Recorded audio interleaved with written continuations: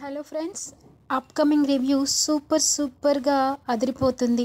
మరి ఇప్పటి వరకు గగన్ అంటే కోపంగా, తనంటే ఒక శత్రువులాగా భావించిన నక్షత్ర మరి అకస్మాత్తుగా గగన్ మీద ప్రేమ ఎందుకు పుట్టుకొచ్చింది? గగన్ ముందే భూమిని అవమానకరంగా అవమానించి మరి గగన్ భూమి దగ్గర కాబోతున్నారు, ఒకరినొకరు ఇష్టపడుతున్నారు అని తెలుసుకున్న నక్షత్ర భూమిని దూరం చేయడానికి చేసే ప్రయత్నంలో గగన్ దిమ్మ తిరిగే షాకిచ్చాడా? మరి భూమి గగన్ దగ్గర నుంచి తెలుసుకున్న భారీ రహస్యం గగన్ని ఎలా ప్రేమించబోతోంది? మరి తెలుసుకున్న తర్వాత తను శరత్చంద్ర కూతురని దాచిపెట్టేస్తుంది కదా. దాచిపెట్టేయాలి, ఎందుకంటే గగన్ని తన వైపు తిప్పుకోవాలి అంటే ఖచ్చితంగా మరి ఒక మంచి ప్లాన్తో ముందుకు వెళ్ళాలి భూమి మనసు తప్పకుండా గగన్ అర్థం చేసుకోవాలి అనుకున్న వాళ్ళంతా ఖచ్చితంగా లైక్ అయితే చేయండి. ఇంకా ఆలస్యం చేయకుండా మనం రివ్యూలోకి వెళ్ళిపోదాం.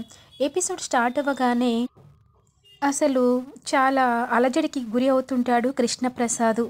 తన కారణంగా రెండు కుటుంబాలకి న్యాయం చేయలేకపోతున్నాను, ముఖ్యంగా ఏదో ఒక రకంగా మీరాకైతే నేను ఇక్కడ ఉండి పిల్లలతో ఉండి కుటుంబానికి ఎంతో అండదండగా ఉంటున్నాను, కానీ ఇందులో కనీసం కొంచెం కూడా కృతజ్ఞత లేదు.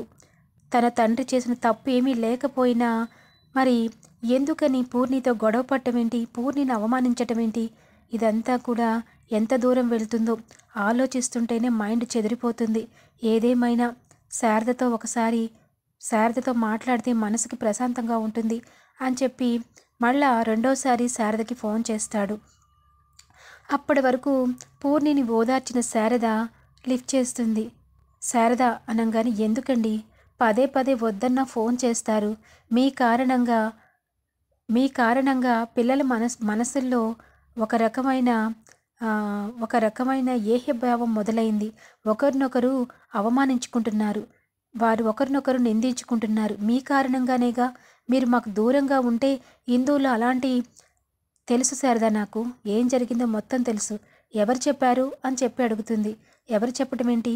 నీ దగ్గర ఫోన్ లైన్లో ఉన్నప్పుడు పూర్ణి వచ్చి ఏడవటం అంతా నేను విన్నాను అని చెప్పి విన్నారు కదండి. ఇప్పటికైనా అర్థం చేసుకోండి. ఫోన్లు చేయటం, కుటుంబానికి దగ్గర అవ్వాలనుకోవటం మానేసేయండి. అదేంటి శారదా అలా మాట్లాడుతూ? ఏ పూర్ణికి నేను తండ్రిని కాదా? ఏ అండి, ఇప్పుడు తెలిసిందా అండి 23 ఏళ్ల తర్వాత పూర్ణికి మీరు తండ్రి అన్న విషయం? శారదా, ఏ పరిస్థితుల్లో నేను మీకు దూరంగా ఉన్నానో అది మీకు చెప్పాను. చెప్పిన తర్వాత కూడా గగన్ అంటే వాడు చిన్నవాడు, ఎలాగైనా అపార్థం చేసుకుంటాడు. కానీ నువ్వు నాకు సహధర్మచారినివి. తాళి కడితే మీరమెళ్ళ తాళి కట్టానేమో కానీ నిన్ను మాత్రం ఏ రోజు కూడా నేను ఆరాధించటం మానేలేదు. నా మొదటి ప్రయారిటీ నీకే శారదా. నువ్వు లేని జీవితం నాకు వద్దు. ఇప్పుడు కూడా నువ్వు నాతో ఇలా కఠినంగా మాట్లాడితే నేను ఎప్పటికీ నా శరీరంలో ఈ ప్రాణం ఉండదు శారదా. నువ్వు ఎంతో కొంత నన్ను ఆరాధిస్తున్నావని తెలిసే నేను ఇలా బ్రతుకుతున్నాను. అలాగే పూర్ణికి నేనున్నాను. తన తండ్రిని నేను. ఆ ఇంటికి వెళ్ళే కంటే ముందు నీ బిడ్డలకి తండ్రిని. ఏ పూర్ణి పెళ్ళి నేను దగ్గరుండి చేయనా? పూర్ణికి అంగరంగ వైభవంగా మనిద్దరం పీటల మీద కూర్చుని పెళ్లి చేద్దాం శారదా అని చెప్పి అనగానే, ఆపేసేయండి అంటుంది. ఏం శారదా అలా జరగదా? అది కాదండి, అది జరిగే రోజు వస్తుందో రాదో నాకు తెలీదు, కానీ ఇప్పటికే ఎన్నో నానార్థాలు, అపార్థాలు, అన్ని నిందలు నేను మోస్తున్నాను. ఇప్పటికిలా వదిలేయండి. ఆ కుటుంబంతో ఆనందంగా కాలక్షేపం చేయండి. మీరెక్కడున్నా నాకు క్షేమంగా ఉండడమే కోరుకుంటాను. ఈ కుటుంబం కోసం ఆలోచించడం మానేసేయండి అని చెప్పి అంటూ ఉంటుంది. ఇంకా ఈ లోపల అక్కడికి పూర్ణి రావడంతో ఫోన్ పెట్టేస్తుంది శారద.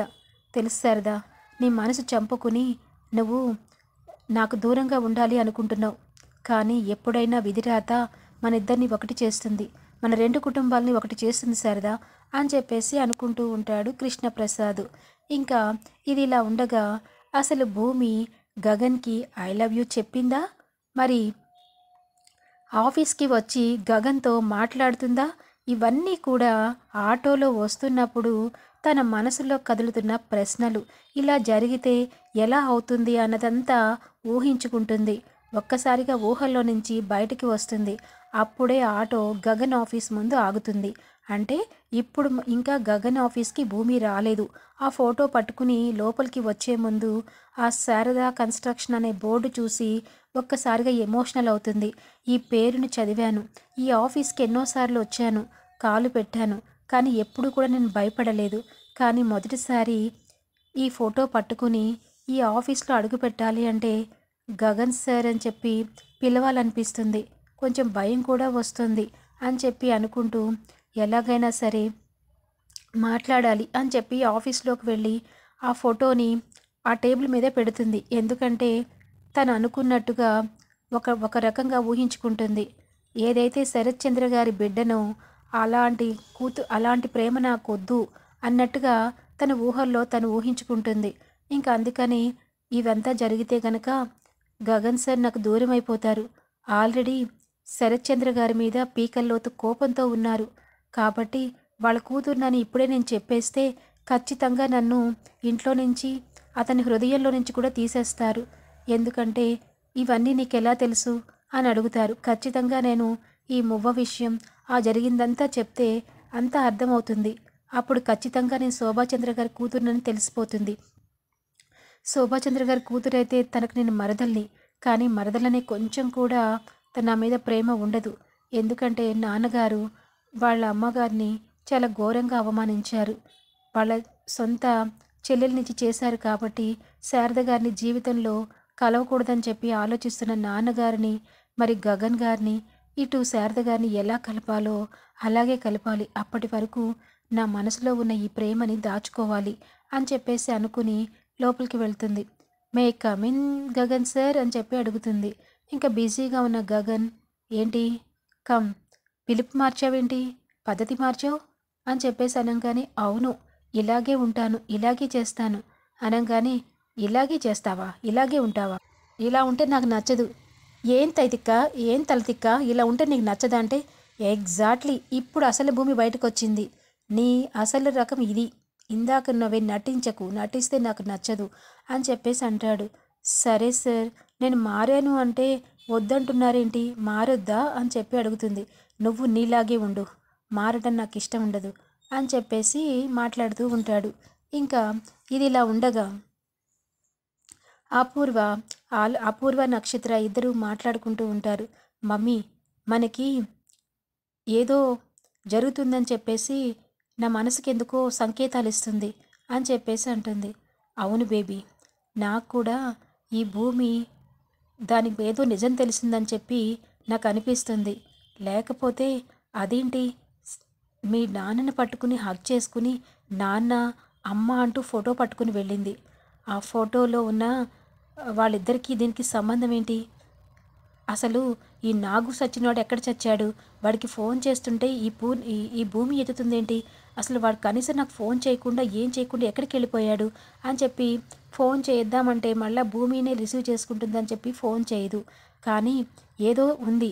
ఆ రోజు బొమ్మల ఫ్యాక్టరీ దగ్గరికి ఇది వెళ్ళినప్పుడే దీనికిను ఆ శోభాచంద్రకి ఏదో సంబంధం ఉందని అనిపిస్తుంది. దీని దగ్గర శాలువా అవన్నీ దొరకడం ఏంటి? అసలు ఏం జరుగుతుంది? భూమి కోసం చాలా గట్టిగా ప్రయత్నించాలి. అసలు ఇది ఎవరా అన్నది ఆలోచించాలి. అంతకుముందు గగన్కి దీన్ని దూరం చేయాలి. అప్పుడు ఆ ఇంట్లో నుంచి గెంటేస్తాడు. ఆ ఫోటో తీసుకుని వెళ్తే జరిగేది అదేలే అని చెప్పేసి అనుకుంటూ ఉంటుంది. ఏంటి మమ్మీ, ఏం ఆలోచిస్తున్నావు అనగానే, ఏం లేదు బేబీ, ఆ భూమిని ఆ ఇంటికి దూరం చేయాలి అని చెప్పేసి అంటుంది.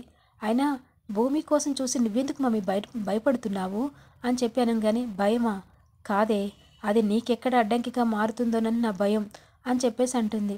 దానికి నాకు పోటీ ఏంటి మమ్మీ అంటే, నీకు దానికి నేను పోటీ అనటం లేదే, ఈ ఇంటి వారసురాలివి ఇప్పుడు నువ్వే. కానీ ఒకవేళ నా అనుమానమే నిజమైతే అది ఇంటి వారసురాలవుతుంది.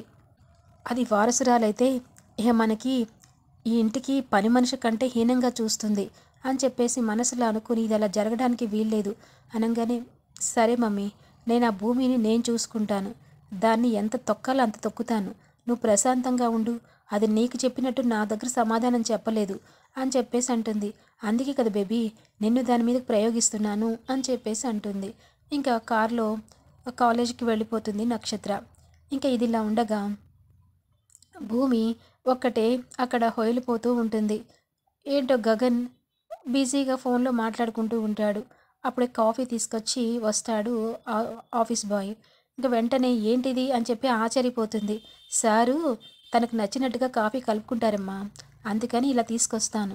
అయితే నేనున్నాను కదా, నేను కలుపుతానులే. ఏ తైతిక్క, నువ్వు కలపడం ఏంటి? నేను కలుపుకుంటాను, నువ్వేం కలపొద్దు అనగానే ఆగు తలతిక్క, నేను కలిపిస్తానన్నాను కదా, నువ్వు వెళ్ళు అని చెప్పి ఆఫీస్ బాయ్ని పంపించేస్తుంది. ఇంకా కావాలనే కొంచెం ప్రేమ పెంచాలన్నట్టు అక్కడ ఉన్న షుగర్ క్యూబ్స్ని ఎక్కువగా కలిపేసి కాఫీ కలిపి గగన్కి ఇస్తుంది భూమి.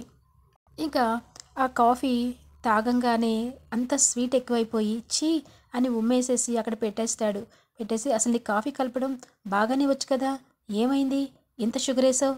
అసలు ఆఫీస్ అనగానే మొత్తం మారిపోతావా? నీకు ముందే చెప్పాను నీకు నువ్వులా ఉండమని చెప్పి కప్పు కాఫీ అక్కడ పెట్టి నేనే కలుపుకుంటా, అయినా కాఫీలో నేను హనీ వేసుకుంటాను అని చెప్పి చక్కగా కాఫీ కలుపుకుని తాగుతూ ఉంటాడు గగన్.